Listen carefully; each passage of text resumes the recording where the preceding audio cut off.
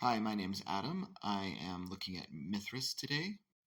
There's a chance that's pronounced Mythras, but I'm not sure which. Mythras is a D100 RPG or percentile dice RPG. It just means that you roll your percentile dice. They're the ones that look like they're both 10-sided die, but one of them counts up by tens and one of them counts up by ones to 10. And then combining those, you can get, a number between 1 and 100. Anyway, there's a target number. You roll your percentile dice, and then you try to get equal or less than the target number. Otherwise, it uses the standard dice, except for sometimes it calls for a two-sided die, which is really just flipping a coin. Sometimes a three-sided die, which I think you could buy, but you can also just roll a six-sided die and divide it in half, round down or something. This game came out in 2016. I think it's the 4th edition of RuneQuest. Somehow it has something to do with RuneQuest. It wasn't clear, but your attributes are strength, constitution, size, dexterity, intelligence, power, and charisma. There are not ability modifiers. You just need that score. And then those are your scores, your ability scores, I think. And then your attributes are derived from them, usually by combining them or doubling one of them. So, for example, a combination of dexterity and intelligence is what gives you your pool of action points. That's how you know how many you have. And action points are how often you can act in a round. Strength and size determines the damage you deal. So add those together. And then, interestingly, in combat, each body part, like your leg, your abdomen, your chest, your head, they each have their own hit points. And those hit points are derived from your constitution plus your size. Your initiative rolls are derived from your dexterity plus your intelligence, and then adding a 10-sided die roll to that. There are also magic points derived from your power score. Your movement rate during combat is 6 meters per round. And then you also have skills, and your skills score is also derived from 2 attributes for a percentage, which again, you're trying to roll at or below.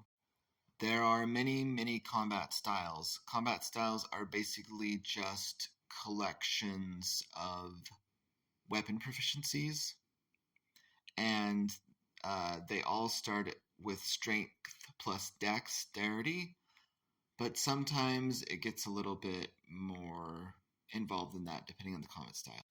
So basically, to make a character, you get your attributes, your skills, then you pick a culture, a background, a career, your equipment, and then you have a pool of 150 more skill points to buff some of those skills, whichever ones you want, I think, for the most part.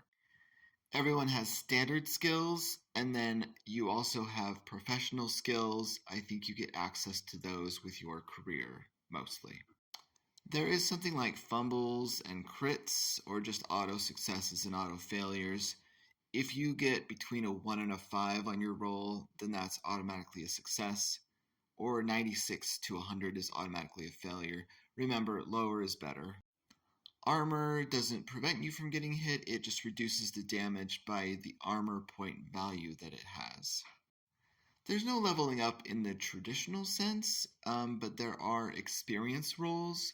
It kind of feels like milestone leveling in that your GM can just tell you when you get to a roll experience, and then you get to improve certain things, like skills is one of the things you can improve. But it's not like leveling up, and it's not like choosing a class and then becoming a cleric level 2 or level 3. There's also Passion Pool, which makes it 20% more likely of a success when you expend one of those points. There are also magic points, which are derived from your power score. It's depleted when you cast a spell or some other magic effect, and then returns at a steady rate that your GM can decide, maybe 1 an hour, maybe 1 a day, depending on the level of magic in your game. That's pretty much it for the mechanics that I want to review today. So will Mythras become my next favorite tabletop role-playing game? No. Um, Most of what I've reviewed so far is fairly interesting, not especially captivating, but the game itself has serious issues, which I'll go over now. If you love this game, feel free to skip the rest of this video. This game strikes me as very Eurocentric, like to an extreme degree. When I was getting my PhD, I read a lot about people who were trying to justify racism, and they constructed this worldview that put people, different groups of people, into little containers and made sweeping generalizations about them. And there's a lot of that in this game. For example, cultures. There are 4 cultures to choose from: barbarian, civilized, nomadic, and primitive. My eyes kind of glazed over when I read the descriptions for each of those in the culture chapter of this game. And your culture determines your skills, combat styles, and starting money, but also what social class you might fall under. To determine your social class, you roll on a table, and then depending on which culture, most of them, if you get between a 5 and a 20% on your roll, your background is a slave. So, slavery is in this game. And then there are different types of magic, which are folk, theism, animism, sorcery, and mysticism. And my eyes kind of glazed over again when I realized what they were trying to do, separating theism from animism. Just, different religions, I guess, go in different categories depending on how close they are to Greek and Roman, Norse mythology, or East Asian, I guess, and African religions were put in a separate box, including some really weird artwork. You can also have a background of courtesan, which just means a upper class prostitute, according to this game. So that's fun. Not that there's anything wrong with sex work. It's just that what is this game? I don't know. So yeah, if you want to see what I'm talking about, I found a free preview of this. Just type in Mythras and you'll probably find there's at least a full page preview on drivethrurpg.com.